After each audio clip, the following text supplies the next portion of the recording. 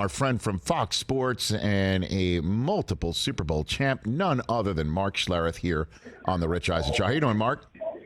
I'm doing great, Rich. How are you, buddy? I'm doing great. So, with Sean Payton pissing off Jets fans, I had to go for the Bronco who leads the league in pissing off Jets fans, so I had to call you up, Mark.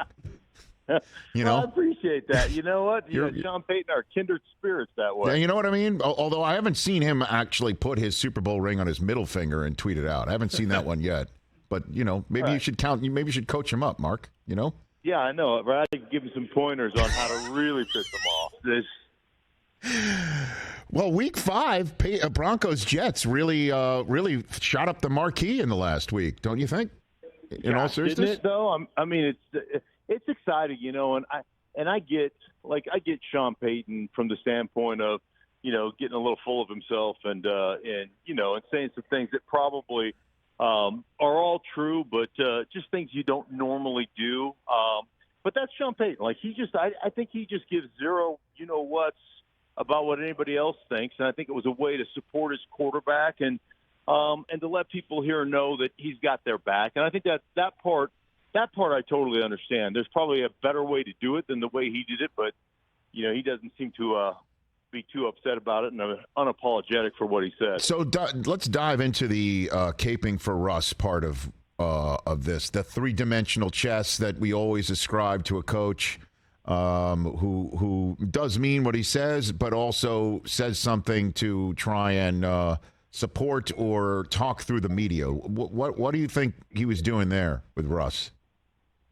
Yeah, I think there's part of it. Here in Denver locally, Russ is obviously taking a beating, and he played absolute garbage football last year. I mean, it was really bad, and I'm not saying that Nathaniel Hackett wasn't a part of that, because he was.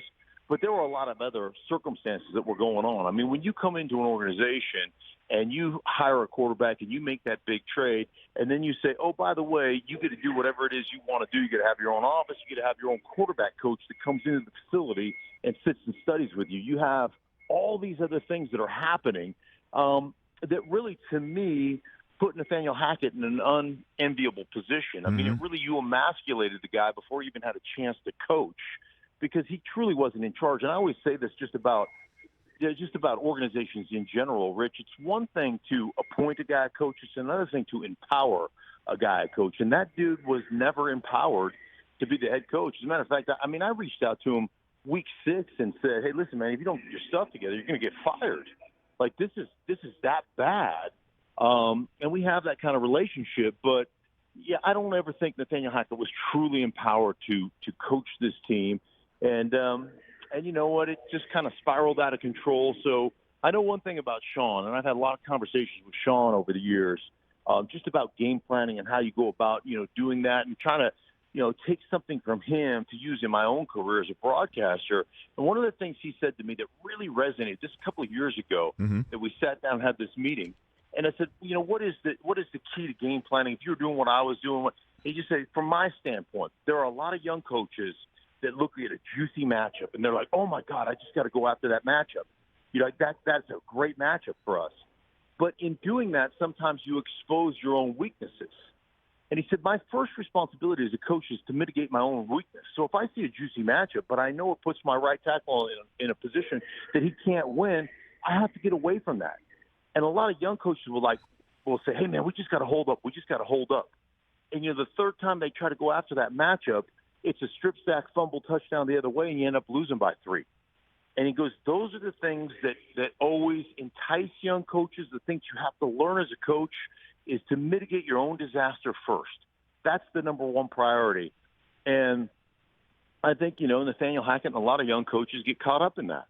Well, I mean, obviously, if you just want to, I guess dissect last year, the week 1 where Russ was actually cooking, and we thought, okay, the Russ in Seattle is showing up in Denver, and Hackett knows how to dial it up with him. And then all of a sudden, out comes McManus for a 90-yard field goal, right? And then red zone turnovers that were not Hackett's fault start coming up a cropper, and then their top running back blows out his knee, and things start devolving, right? But the whole office on the second floor stuff. when I read about that, I was so surprised because Russ should know better, right? Like if he's going to have a space above the locker room and the Broncos say yes, that creates a hierarchy that blows up chemistry on the spot. Certainly, if you're not going to start winning football games too. It's amazing. Yeah, it's amazing what you can get away with or what people will put up with when you're winning, and how scrutinized you become when things aren't going your way and you're not winning. So yeah, it's one of those things that everybody kind of just looks side-eyed at and go, really? Like we're scoring 14 points a game or 13 points a game, we're just kicking field goals, and that's kind of where we are right now. You've got your own office to come up with losing a game 12-9. No, thank you. Right, exactly. So I guess the reason why I'm bringing it all up now is because, Sean Payton actually did dredge it up a little bit last week, or a considerable amount. So the two questions I have for you, Mark Schlereth here on the Rich Eisen Show, is there anything you'd be willing to share about your conversation week 6 last year with Hackett? How did he respond when you called him up and say, hey, man, this is red alert time? How did he respond? Yeah, we had these conversations. One thing I will say about Nathaniel Hackett, and I really like Nathaniel Hackett, and I think he's a damn good coach, last year notwithstanding. One thing that he never did, not one time, was put one of his coaches, one of his players. He never threw anybody under the bus. He accepted full responsibility for what was going on, and never in all my conversations with him, even here recently as a couple of days ago, has he ever thrown anybody under the bus. He has taken full responsibility for everything that went down. And it's one thing I always have appreciated about him. But we had that very honest relationship back and forth with one another about, hey, dude, like you got to take control. I always felt like this, Rich. If I was ever coaching, if I was going to get fired or things weren't going well, I was going down swinging. It's going to be on me. And at the end of the day, I had the same approach as a player. Hey, man, if I wasn't good enough, then that's one thing. But I was going to control everything that I could control. And it wasn't going to be a lack of effort, lack of preparation, lack of study, lack of anything. It was just going to be that I sucked. And I think I can live with I sucked, right? The one thing I didn't want to walk away from the game is going, gosh, I wish I would have. Like, I can honestly sit here and tell you, I couldn't have worked out any harder. I couldn't have studied anymore. There's nothing I could do. I was never late to a meeting. I never missed a meeting. I never missed anything. And it was one of those situations if I wasn't good enough, I can live with that. But I was never going to cost myself a job based upon work ethic or those things. So I wanted to walk away with a thing with zero regrets, and I was able to do that. Well, and then my second question for you, Mark, is we are obviously in full-blown training camp season, which is full-blown, we're better than last year. We're going to be better than last year's season. So how about this scenario with Sean Payton and Russ and the Denver Broncos for 2023? Well, how will it be different, do you think? Well, I think the thing that you'll see under Sean is, one, and he said this the other day, my quarterback, I'm not going to have him play off the high dive consistently. Meaning we're going to play really good defense. We're going to run the ball. We'll set up our run action, play action, as well as our play action stuff. And a lot of those things, like you can design a game plan to essentially create, 12, 14 pretty easy, pretty simple completions every single game if you are on that page. And Sean, I think one thing, Sean has always been a really good designer of football plays. But the one thing that I've come away with knowing Sean, and I actually consulted for Sean's staff a couple of years ago in the run game. So one thing I know about Sean is that Sean is going to mitigate your own issues. Sean is not going to ask you to do things you can't do well. And he'll devise a game plan that really essentially leans on defense, leans on the running game, and opens up that play action stuff for Russ and for this offense. So, there's a difference. I always say the difference between calling plays and calling an offense. And those are two really different things. When you call an offense and you tie everything together and everything looks similar and plays one off the other, then all of a sudden you have a chance to really simplify the game for your players and really help your players have success.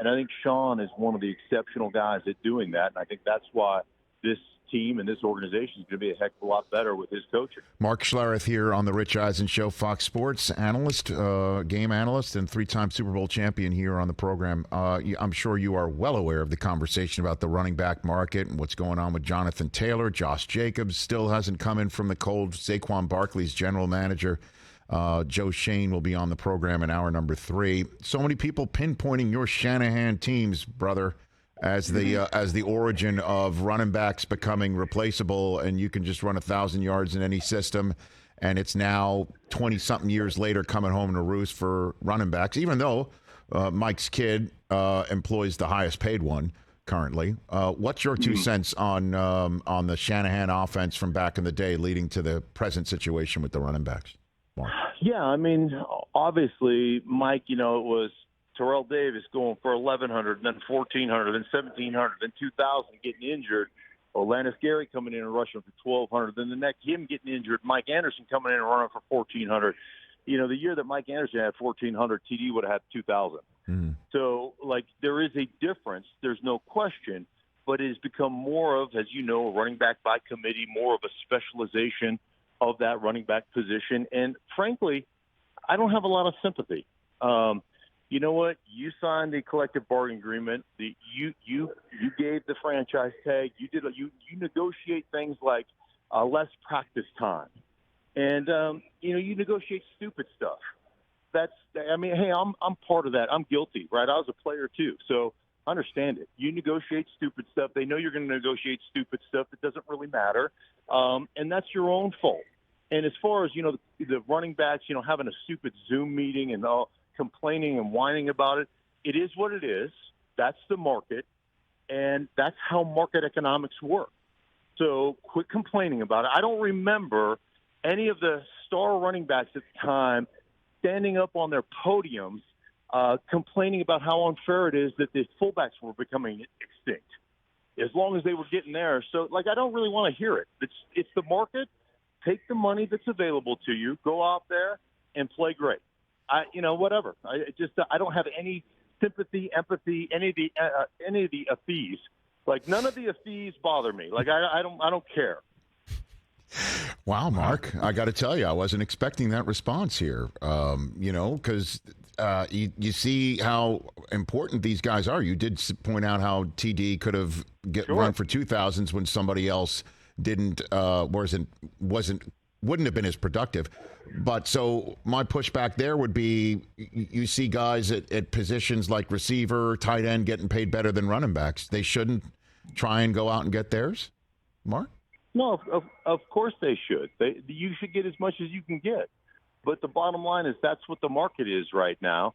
And the one thing that has proven true over the years is that probably the easiest position in football to come out of college, transition to the NFL, and be great is the running back position. And we've seen it like a guy like what was Pacheco last year, a 7th-round pick that usurped a first-round pick and became much better. So we've seen this on a consistent basis with guys that are drafted in the 2nd, the 3rd, 4th round becoming stars. And so it's the nature of the position right now. And the running back position is just not one that they value as much, because other guys can come in for a much cheaper price and have production. And then 2, the injury issues. Even Jonathan Taylor, who's complaining about his salary, I do remember him being hurt some last year. And it is. I mean, I always joke around. I picked up a fumble once as a rookie, that I created after a sack and ran with it and thought I was going to score a touchdown and got snot clobbered by about 4 guys at once. And you start to realize that ball attracts a lot of attention, and there's a reason those guys don't last long term. Mark Schlereth here on the Rich Eisen Show. Couple minutes left with the 3-time Super Bowl champ. Joe Thomas going in this weekend. What's so impressive about his career to you, Mark? The guy was always just a phenomenal player. The knowledge of the game, the way he set people up, the way he took advantage, of his knowledge of the game, and the way he played, the importance the game had in his life. And the fact that he did it year in and year out at a top level, as good as anybody that's ever done it, and played for a team and an organization that just didn't have a lot of success. Like, I understand how much fun the game is. When you're winning, you have a chance to go to the playoffs, and you've got a chance to, play in Super Bowls, and how fortunate, I was in my career. But I also know how miserable it is when you're not winning and you don't have a chance on Sundays to win. And I've been on those teams too. And to play at the level that he played at over the course of time that he played, I mean, it was 10,000 some odd straight snaps. The guy was phenomenal, just phenomenal. And to do it, when you weren't having a lot of success, is a testament just to his not only toughness, but just to his love of the game. So I have a lot of appreciation for Joe Thomas as a player. Who from your teams should be in? Pound the table. That's not in. Joe Jacoby. Joe Jacoby should be an NFL Hall of Famer. He was great. Mike Shanahan should be in. There's no question in my mind. I mean, a lot of what we see in the NFL today, Rich, the base of what we see in the NFL today with a majority of the teams is really the Mike Shanahan West Coast / zone running game that he coupled together. And you see it through McVay. You see it through Kyle. You see it through Mike McDaniels. You see it through Matt LaFleur. You see, there's a bunch of teams that are running those. Kevin O'Connell. They're all the root of that.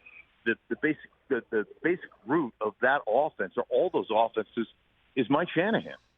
So it's a huge part of what the NFL is today, all these years later, and he definitely should be in the Hall of Fame. Well, I'd love to see him go in just for the mere fact that the bronze bust would be his actual skin color. You know what I mean? That would be pretty cool. That would be awesome. I got another one for you. We used to call him the Fire Marshal Bill. Only behind his back, though. Oh, of course. All right. Yeah. Very good. You're playing with fire, obviously, figuratively, literally, right there. I got another one. How about Rod Smith? How about him? He should go in. Yeah, don't you think? Yeah, Rod was incredible, and Rod was one of those guys. Like I always say about Rod, that dude, like he would throw a block. And we come out of film, like after a game. So Monday, we come out of he could have 7 catches for 122 yards and 3 touchdowns. And he'd be like, did you guys see it? Did you see it? Did you see me peel back on that nose guard and knock him ass over tea kettle? Like, that's what Rod would be excited about. He couldn't care less about the touchdowns. And, he's such a pivotal part of that running back success that we had all those years, on top of being – just a top flight player and just a wonderful human being. Undrafted as well. Undrafted. Yeah. The Hall should put more undrafted players in. So before I let you go, do you have your first assignment, your week 1? Where are you going? Yeah, I'm really excited. This is going to be great. I've got Arizona at Washington for, the welcome back Washington to the National Football League after the turd that is Daniel Snyder got bounced from the league. So I am really excited. I got people reaching out to me. They are so on the Washington bandwagon right now, welcome back to the NFL, guys. So welcome back. Is Sam Howell's going to start that day, you think? You'll be talking about Sam Howell versus Colt McCoy, obviously? And okay. Yeah, I do believe that's what's going to go down. Okay, very good. And will there be an official deturtification moment before the game? I don't know. That's an interesting idea right there, Mark. Right. Okay. I think that's the way it's going to go. They're going to deter that place. It's going to be awesome. Deterred the place. Thanks again for the time, Mark. Let's do this more often. Always enjoy our chats. Have a great week 1 if I don't speak with you beforehand. Thanks again. Anytime, Rich. And, hey, man, I mean this. I love you, brother. Right back at you. Right back at you. That's Mark Schlereth right there, New York Jet fan favorite, right there on the Rich Eisen Show. Catch the Rich Eisen Show every single day on the Roku channel, 12 to 3 Eastern, for free.